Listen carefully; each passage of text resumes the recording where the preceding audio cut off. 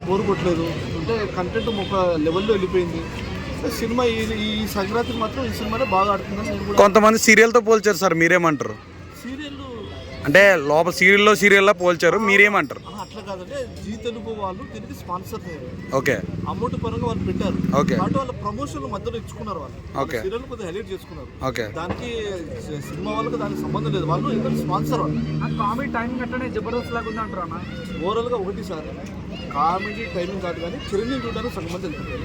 ఎందుకంటే చిరంజీవి అనేది పాత రోజుల్లో 30-32 ఏళ్ళు 35 ఏళ్ళ వయసులో పాత సినిమాలు ఎలా ఉన్నాయో ఆ గెటప్ చిరంజీవి దీనిలో కనపడింది. నా ఉద్దేశం ప్రకారం అంటే హెయిర్ స్టైల్ కానీ ఆ గ్లామర్ కానీ ఎక్కడ కూడా తన ఏజ్ని కనపడకుండా కవర్ చేసింది. ప్లస్ ఇంకోటి ఏంటంటే సెకండ్ హాఫ్ తర్వాత వెంకటేష్ ఎంటర్ అవుతాడు. వెంకటేష్ ఎంటర్ ఇంకో కొంచెం లెవెల్. వెంకటేష్ గారు ముందు చిరంజీవి గారు తేలిపోయారు అంటున్నారు, మీరేమంటారు? లాస్ట్ ఇంటర్వెల్ బ్యాంక్ తర్వాత వచ్చిన తర్వాత బాగా ఎంటర్టైన్ చేశాడు వెంకటేష్.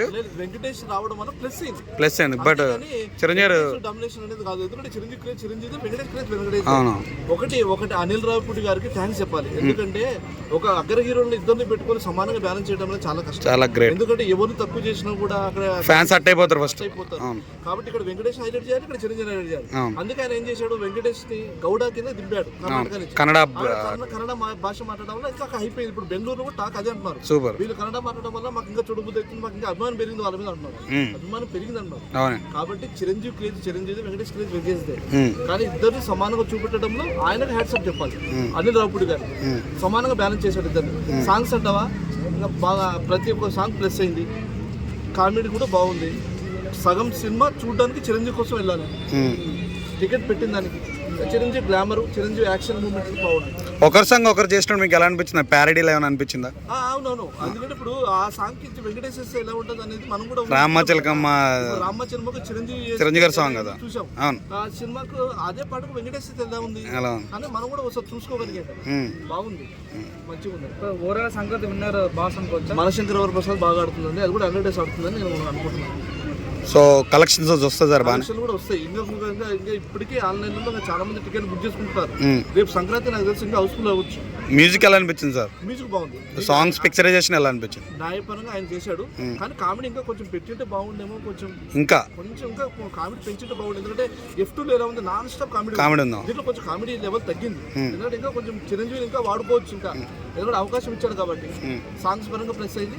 కామెడీ ఇంకా కొంచెం లెవెల్ పెరిగింటే బాగుంటుంది. కథ కూడా ఆయన సినిమాల్లోంచి తీసిన బిట్లా అనిపించిందని పబ్లిక్ అంటున్నారు. అంటే అట్లని కాదండి, చిరంజీవి గారిని మొన్నటి దాకా సినిమాలు ఫ్లాప్ అయినాయి, కొన్ని సినిమాలు ఫ్లాప్ అయినాయి. అయితే ఆయన మళ్ళీ గుర్తు చేసుకోవడానికి ఆయన ఏం చేశాడంటే ఫస్ట్ మెగాస్టార్ అని ఒక రౌండ్ లో చూపెట్టి పాత సినిమాలు కొంచెం జ్ఞాపకం చేశాడు. ఈ సాంగ్ పెట్టడానికి కూడా కారణం ఏంటంటే చిరంజీవిని గుర్తు చేసుకోవడానికి. వింటేజ్ చిరంజీవి అప్పట్లో చూడాలనుంది సినిమాలో. ఈ సినిమా అంత సాంగ్ కదా, చిరంజీవి సూపర్ ఉండేటోడు రాని గుర్తు చేసుకోవడానికి ఒక ట్రయల్ వేసాడు అంతే. చిరంజీవి అంటావు గ్లామర్ పరంగా అంత బాగుంది. సో అనిల్ రావిపూడి గెలిచినట్టు సార్ ఈ కథతో? గెలిచినట్టు ఆయన పరంగా ఆయన న్యాయం చేశాడు డైరెక్షన్. థ్యాంక్స్. మరో రాజమౌళి అనుకోవచ్చాను.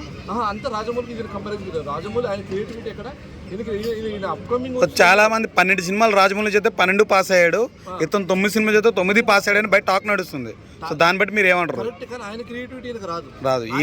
ఆ కామెడీ అనిల్ రావిపూడి కామెడీ రాజమౌళికి రాదు. టాలెంట్ వాళ్ళది. ఆయన వేసే సెట్లు ఈయన వేయలేడు, ఆ భారీ సెట్లు వేయలేడు, ఎందుకంటే ఫెయిల్ అయిపోయింది సెట్లు. కాబట్టి ఎవరి టాలెంట్ వాళ్ళదే. కానీ ఈయన కూడా అనిల్ రావిపూడి కూడా అతి తక్కువ కాలంలోనే ఇంత మంచి పేరు తెచ్చుకోవడం అనేది మాకు కూడా చాలా సంతోషం. ఇప్పుడు ముగ్గురు అగ్ర హీరోతో బాలకృష్ణతో చేసిండు, వెంకటేశ్వర చేసిన, చిరంజీవితో చేసిండు. సో చివరిగా నాగార్జున పెండింగ్ ఉండు, ఆయనతో చేసి కూడా బాగుంటుందని అంటారు. కామెంట్ మీరేమంటారు? ఓవరాల్ గా అనిల్ రావిపూడి గారు చెప్పిన మాట ఏంటంటే ఆయనకు చిరంజీవితో డైరెక్షన్ చేయాలని ఒక కళ. ఫస్ట్ ఆయన సినిమా ఇండస్ట్రీకి వచ్చేప్పుడు కూడా వాళ్ళ బాబాయ్ గారు తమ్ముడు సినిమా తీశారు. వాళ్ళ బాబాయ్ తమ్ముడు సినిమా తీసే బుజ్జి అంటారు అంత. అయితే తమ్ముడు తీసే సినిమా అప్పటి నుంచి ఆయనతో చెప్పాడంట, నేను చిరంజీవితో సినిమా తీయాలనేది నా కళ అన్నాడు. చిరంజీవితో కళ అయిపోయింది.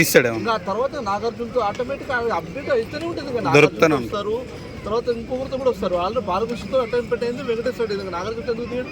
డెఫినెట్లీ తీస్తాడు నాగార్జునతో కూడా. కానీ మంచి స్టోరీ తీసుకుని వస్తే అది కూడా సక్సెస్ అవుతుంది. మన చివరిగా ఇప్పుడు ఇంత పెద్ద పెద్ద సినిమాలు వస్తున్న సంక్రాంతి కాబట్టి ఈ టైంలో ఐబొమ్మ రవి గుర్తొచ్చే ఛాన్స్ ఉంటుందా ప్రజలకి?